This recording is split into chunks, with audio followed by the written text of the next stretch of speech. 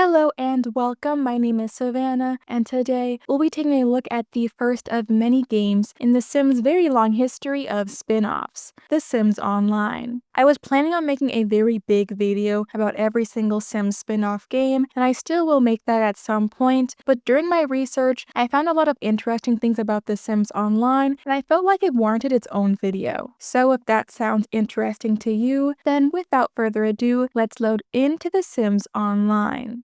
The Sims Online was released on December 17, 2002 and was a subscription-based online multiplayer game. The subscription cost $10 per month, and the game was, as its name suggests, an online version of The Sims. The idea and vision for the game spawned from Will Wright, the original creator of The Sims. His main goal for the game was for its online nature to allow for emergent gameplay and encourage players to create their own cultures and social dynamics. Rather than the game determining its own rules and social structures, it was all up to the Simmers. From what I could understand, he basically hoped for the game to be a mini replica of the real world, in that in-game politics and social networks would simply develop naturally on their own. Due to the massive success of The Sims, people were expecting The Sims Online to be a smash hit. Allegedly, the game had a development budget of $25 million, which would be about $47 million in 2026. And apparently, the expected subscriber base was about 1 million players, although I could not find a credible source for that information. Regardless, the expectations for the game were sky high. Now let's jump to the game's release just before Christmas of 2002. You're playing the game for the first time. What do? First, there were 12 cities players could choose to play in. Players could create no more than one sim per city and could have no more than 3 sims in total. Each city was divided into neighborhoods, which featured a grid with a bunch of different properties. Players could buy and customize their own properties if they had enough simoleons to buy one, or they could hang out at other players' properties. To make money to buy their own property, obviously, players needed jobs. Players could develop various skills to unlock a variety of careers and interactions. Additionally, players could make money from daily bonuses. Players could receive a visitor's bonus based on the number of minutes they spent on a certain lot, and they could receive an achievement bonus for being one of the game's top players. Money could also be earned via job objects based on their skills. Once you owned your own property, you could make money from other players via jobs, vending machines, door entry fees, and more. Like in any Sims game, players also needed to care for the needs of their sim, like hunger, hygiene, energy, etc.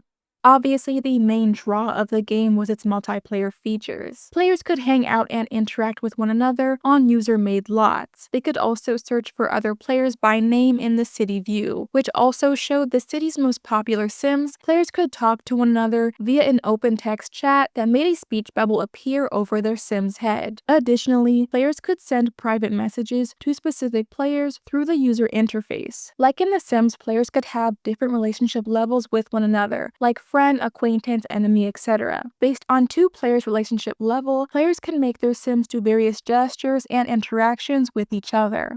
So that is basically the gist of what the game entailed, and if it doesn't sound like much, that's because there really wasn't much. Upon release, the game received rather mixed reviews. People seemed to enjoy the multiplayer aspect of the game, but the features outside of that were severely lacking, especially compared to The Sims. Many described the game as feeling more like a chat room than a fleshed out game with stuff to do. However, even then, because there was no chat log, socialization was still difficult at times, as it was hard to continue conversations with other players. Additionally, the game seemed to be too dependent on the money-making aspect. All there really was to do was talk to people and then grind at jobs and make money, which became rather repetitive rather quickly. Also, this seemed to have spawned a lot of sweatshop-type lots totally dedicated to players grinding away to make as much money as quickly as possible. Overall, the game was very much a letdown for many excited simmers. The player count, which included both free and subscribed players, peaked at 100,000, which was not bad for the time, but nowhere near what was expected. The subscriber numbers peaked in April 2004 at 55,000, which is obviously a lot less than the alleged 1 million goal mentioned earlier. It appeared that Will Wright's vision to let players do whatever they wanted and build the game and community to their liking, while interesting on paper, in reality gave players way too much freedom and very little to do with all of it. However, some who worked on the game later stated that the end result of The Sims Online lacked a lot of what Wright initially envisioned, primarily due to time constraints. Also notably, the team who worked on the game had little to no experience creating large online multiplayer games. This resulted in a myriad of issues in development and ultimately affected the quality of the final product. Besides how lackluster and boring the game was, there were also a lot of pretty serious controversies surrounding the game after it was released that also affected public perception of the game. Unfortunately, the super open social system the game allowed was incredibly vulnerable to abuse. Players would harass other players and abuse their relationship system to do so. There was even an in-game mafia that would extort other players by threatening to label them as untrustworthy if they didn't give them all of their simoleons. If you think an in-game mafia sounds bad, it gets worse. A philosophy professor at University of Michigan, Peter Ludlow, decided to go undercover in The Sims Online and discovered BDSM neighborhoods, virtual crime organizations, scammers, and cyber sex work. Apparently, players would make virtual brothels where players could woohoo other players for simoleons. Ludlow even spoke to a 17-year-old who worked as a prostitute in-game. If you want to watch an in-depth deep dive into all of this stuff, I highly recommend the Sims Lore's video on it. Anyway, after this investigation, EA banned Ludlow's account, although they stated it was because he had a link to his website in his player profile. Despite this, his findings were pretty damning, and definitely affected the reputation of the game. So the game was a flop, but the developers did try to improve it. Over time, they did add more features from The Sims like NPCs and pets, and an in-game secure trading system. They also added a virtual clothing rack, which allowed players to customize their outfits. However, Simmers were somehow able to exploit this and use it to make boatloads of money. The developers eventually tried to fix this, but apparently it had already caused a lot of hyperinflation in the game and messed up the game's economy. In a last-ditch effort to keep the game alive, in February 2008, The Sims Online was rebranded to EA Land, a terrible name in my opinion, and became free to play.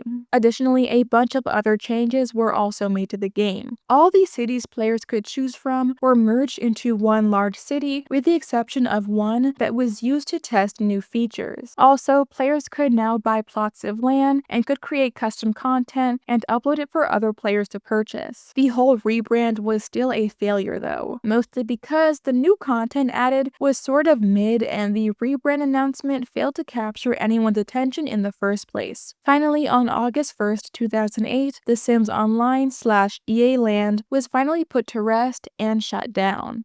Since the game shut down, there have been several attempted revivals by Sims fans. In October 2010, some indie developers not affiliated with EA tried to bring back The Sims Online for free with a private server, and they called it the TSO Restoration Project. It was very short-lived, however, and the project was cancelled on September 21st, 2011 after EA allegedly sent them a cease and desist letter. There were also a bunch of controversies surrounding the project, and some even believe there was no cease and desist letter, but I didn't bother looking too deep into all of that. After the project's cancellation, the team working on it split in two and began making two different revival projects, FreeSO and Neotso. FreeSO seems to have shut down its server in 2024, and Neotso doesn't seem to have had any updates in over a decade. There were also other revivals as well, such as XenoSO, The New Sims Online, and SimNation. I haven't looked too deeply into these, so I don't know which ones are actually operational at the moment, but you can check them out on your own if they interest you.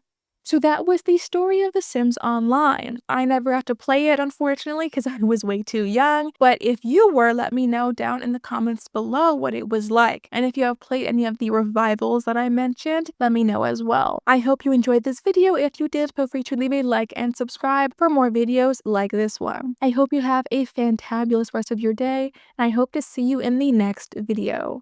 Bye-bye!